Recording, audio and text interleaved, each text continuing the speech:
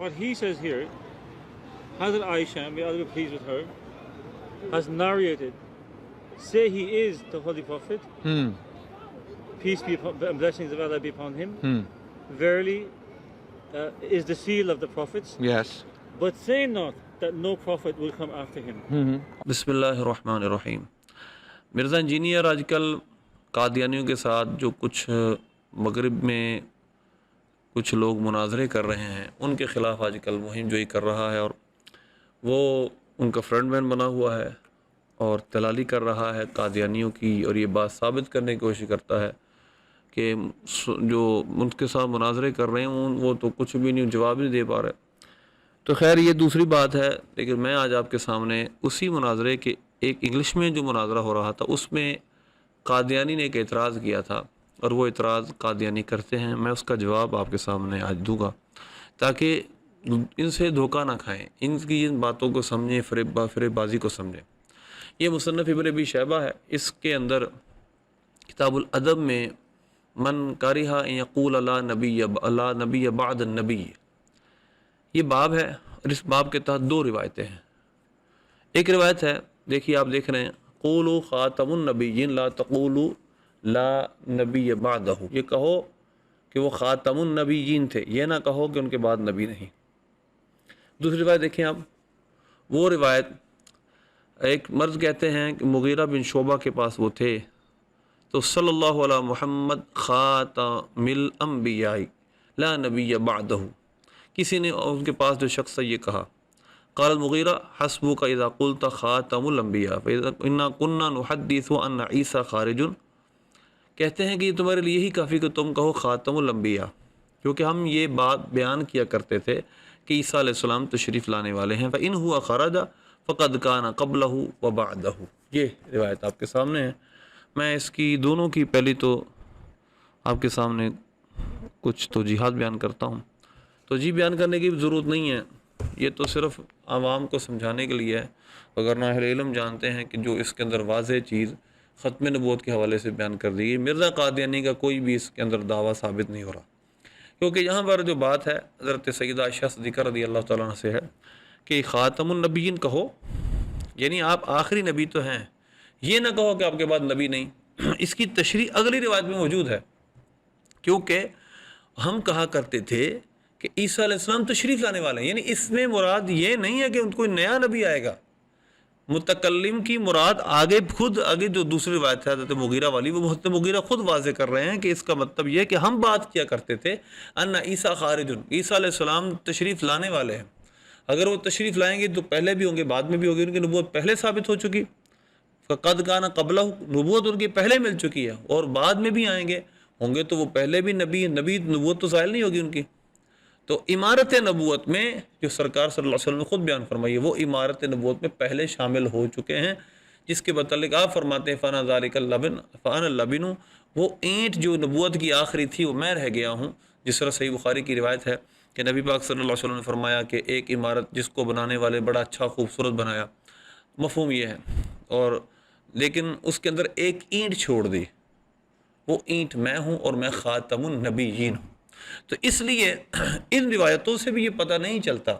کہ آپ صلی اللہ علیہ وسلم کے بعد کوئی نبی نیا آئے گا، یہ بالکل بھی نہیں ہے، خود متکلم کی مراد واضح ہو چکی ہے۔ لیکن اس کے باوجود میں چند جواب اس کے دوں گا۔ یہ قول دونوں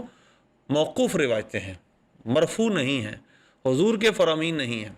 نبی پاک صلی اللہ علیہ وسلم کا ایک فرمان میں اس حوالے سے بیان کروں گا جو خود سرکار نے فرمایا ہے کہ میرے بعد نبی نہیں، یہ صحیح بخاری ہے۔ اس کی روایت نمبر دیکھیے 4416، مولا علی رضی اللہ تعالیٰ کو حضور نے فرمایا تھا الا ترضى ان تكون منی بمنزلۃ ہارون من موسیٰ الا انہ لیس نبی بعدی، یہ دیکھیے روایت۔ اب آپ کے سامنے یہ روایت چل رہی ہے، حضور صلی اللہ علیہ وسلم خود فرما رہے ہیں کہ لیسا، میرے بعد نبی نہیں، خود فرما رہے ہیں۔ جب آپ نے خود فرما دیا، موقوف روایت مرفوع کے ہوتے ہوئے سب کو پتہ ہے کہ معتبر مرفوع ہوتی ہے، موقوف نہیں ہوتی، لیکن پھر بھی ہم ان دو روایتوں کے دو طرح کے جواب دیں گے۔ پہلا جواب میں نے آپ کو دے دیا کہ اس روایت میں بھی خاتم النبیین کہا گیا ہے، کہ آپ کو خاتم النبیین کہو، یہ نہ کہو آپ کے بعد نبی نہیں، یہاں پر مراد یہ ہے کہ آپ کے بعد عیسیٰ علیہ السلام بھی آئیں گے۔ خاتم النبی تو ہیں کیونکہ عیسیٰ علیہ السلام کی نبوت پہلے ہو چکی اور وہ نبی پہلے بن چکے، اور نبی ہیں، وہ قیامت تک نبی ہوتا، نبوت زائل نہیں ہوتی، لہذا وہ خاتم النبیین تو حضور اس سینس میں ہیں کہ آپ کو سب سے آخر میں تشریف لائے، نبوت آپ پر ختم ہو گئی، لیکن اس کے بعد حضور آئیں، حضور کے بعد حضرت عیسیٰ علیہ السلام آئیں گے، صرف یہ بات وہ کر رہے ہیں، اس کا مطلب یہ نہیں کہ نیا نبی آئے گا۔ لیکن پھر بھی اس کے باوجود میں ان دو روایتوں کے جواب سند کے اعتبار سے بھی دینا چاہتا ہوں۔ پہلی روایت کے جو راوی ہیں وہ جریر بن حازم ہیں، یہ دیکھیں جریر بن حازم کے بارے میں محدثین کی رائے کیا ہے میں آپ کو بتا دیتا ہوں۔ ان کا حافظہ آخری عمر میں کمزور ہو گیا تھا، مختلط تھے، نمبر 1۔ نمبر 2، یہ حضرت انس رضی اللہ تعالیٰ کے بارے میں خود کہتے ہیں کہ میں حضرت انس جب فوت ہوئے تو میں ابن 5 سنین، میں اس وقت 5 سال کا تھا، 90 سنہ ہجری تھا، 90 سنہ ہجری میں، اور ان کا وصال ہوا ماتا جریرو سنتا 170 سنہ ہجری میں، یہ ان کا وصال ہوا۔ یہ آپ کے سامنے تہذیب ہے ابن حجر اسقلانی رحمۃ اللہ علیہ کی، یہ دیکھیے، اور اس کے اندر آپ ذرا غور کیجئے، حضرت سیدہ عائشہ صدیقہ رضی اللہ تعالیٰ عنہا کا وصال ہو رہا ہے 58 سنہ ہجری میں، 58 ہجری میں، اور یہ 55 میں اپنا بیان کر رہے ہیں، 90 سنہ ہجری، حضرت انس وصال کو ان کا 90 سے 96 سنہ ہجری میں درمیان، اور یہ کہہ رہے ہیں میں اس وقت 5 سال کا تھا۔ اس کا مطلب یہ ہے کہ جریر بن حازم نے حضرت سیدہ عائشہ صدیقہ رضی اللہ تعالیٰ عنہ سے سماع کیا ہی نہیں، اور یہیں کہیں بھی ثابت نہیں ہے کہ حضرت سیدہ عائشہ صدیقہ سے انہوں نے کوئی روایت دی ہو، سماع کیا ہو، لہذا ایک واضح ڈفرنس موجود ہے، لہذا درمیان میں راوی کون ہے، یہ منقطع سند روایت ہوئی۔ دوسری بات یہ ہے، غور کیجئے گا ذرا، امام احمد سے روایت ہے، جریر کثیر الغلط، جریر بہت زیادہ غلط کیا کرتے تھے، یعنی حدیثوں کو ملا دیا کرتے تھے، ان کے حافظے میں فرق آ گیا تھا، اور یہ ساری اخطأ جریر، اسی طرح جریر نے کیا کیا تھا، وہم ہوا تھا، ان کو مختلط ہو گئے تھے۔ ابن سعد کہتے ہیں کان ثقۃ الا انہ اختلط فی آخر عمرہ، ان کی آخری عمر میں ان کو اختلاط ہو گیا تھا، یعنی ان کا حافظہ کمزور ہو گیا تھا، ان کو پتہ نہیں چلتا تھا۔ تو یہ پہلی سند میں راوی، اگر آپ اس کو پڑھنا چاہتے ہیں ترجمہ ان کا پڑھ لیں، یہ تہذیب التہذیب کی اسماء الرجال کی کتاب ہے۔ دوسری روایت جو اس کی اگلی روایت ہے، اس میں ایک راوی ہے مجالد، دیکھیے یہ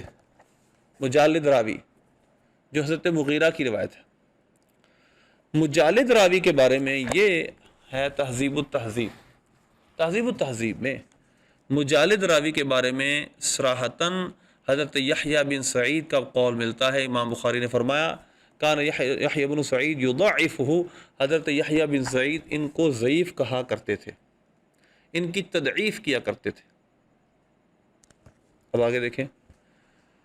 ابن سعد نے کہا کان ضعیفا فی الحدیث، یہ حدیث میں ضعیف تھے،